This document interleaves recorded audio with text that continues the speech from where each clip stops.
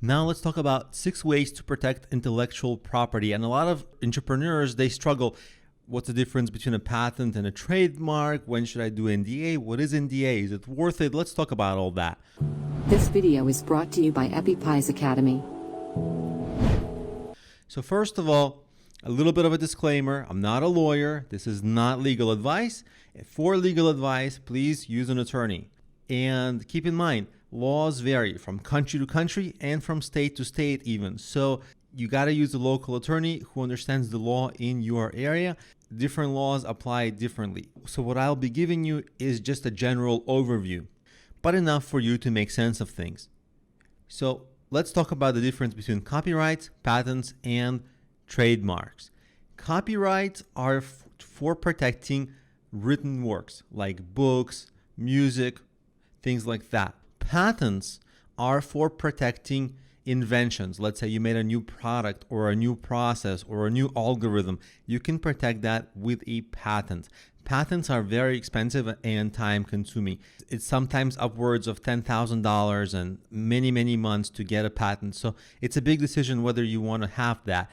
And trademarks, they protect things like business names, logos, slogans. So for example, if you consider Nike, that little logo, that is trademarked. And also the slogan, just do it, that's trademarked. And the name Nike, that's also trademarked. And the picture of the logo, right? So all of that is trademarked. So hopefully that gives you an overview. Now, a lot of people also ask, what happens? Will my idea get stolen? Is that a risk? Usually it's an overblown concern. I can't tell you not to worry about it because every rare once in a while it happens, but it almost never happens because people are too busy with their own work. And even though you think your idea is good, probably they don't. And anyway, it's not the idea that matters. It's your implementation of it and making it a success, because everybody will copy you once it's successful anyway. It's going to be out there. But if you're worried, you should always work with people you can trust. I know it's a gray area. Sometimes we think we can trust people, sometimes we don't. But often we have an accurate gut reaction. And if you're feeling a little desperate, maybe for money, for help, you might get into business with somebody that you don't really know if you can trust them yet. And that's usually a sign for bad things to come. So just keep that as a rule of thumb and always have that as one of your guiding ideas. Work with people you can trust. Now, on the more practical side, there are things that are called NDA, non-disclosure agreement. It's an actual legal document that says that when people sign it, they agree not to disclose whatever you're going to tell them. And this is for people who are outside of your company and for employees.